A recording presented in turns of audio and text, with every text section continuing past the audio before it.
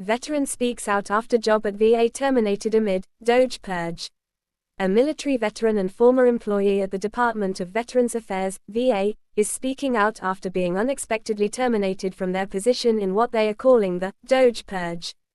The veteran, who had been working at the VA for several years, claims that the dismissal was part of a larger effort to remove employees involved in cryptocurrency discussions, particularly those related to Dogecoin, DOGE. The situation has sparked controversy, with many questioning whether the VA's actions were justified or if they unfairly targeted employees with an interest in digital assets. According to the veteran, they had openly discussed Dogecoin and other cryptocurrencies with colleagues, both in person and online.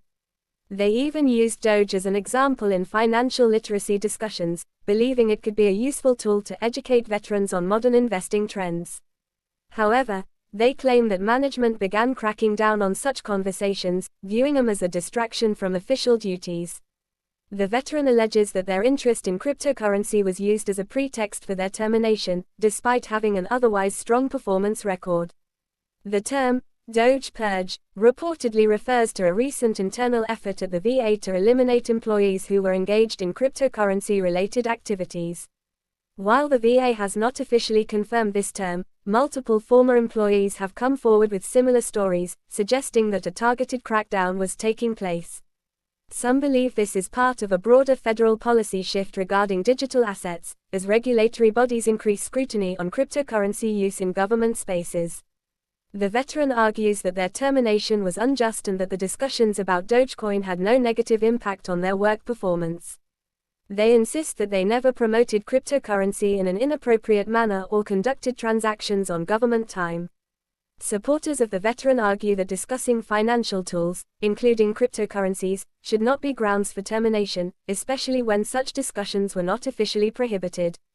Critics of the veteran's claims, however, argue that the VA has a right to regulate workplace discussions to ensure productivity and professionalism. They contend that discussions about cryptocurrency, particularly speculative assets like Dogecoin, could create workplace distractions or even potential conflicts of interest.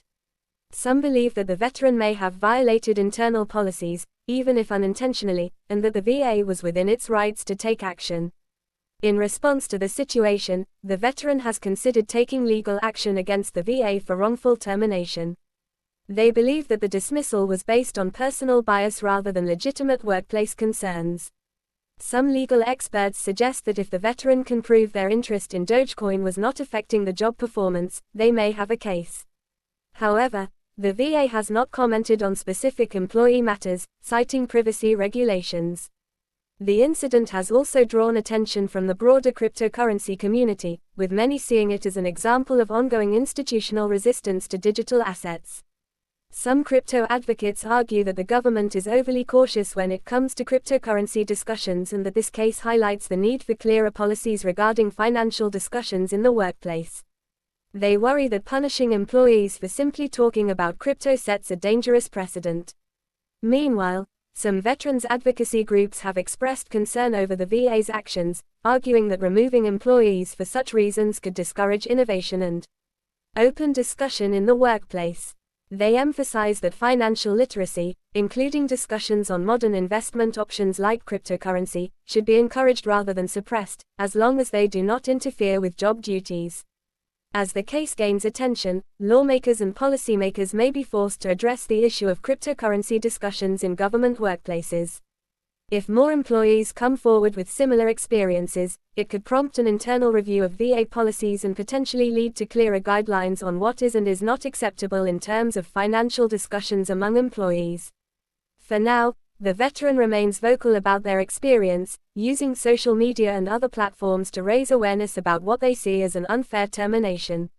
Whether their case will lead to policy changes or legal repercussions for the VA remains to be seen, but it has certainly sparked an important conversation about free speech, workplace regulations, and the role of cryptocurrency in modern financial discussions. Subscribe to my channel for more news updates.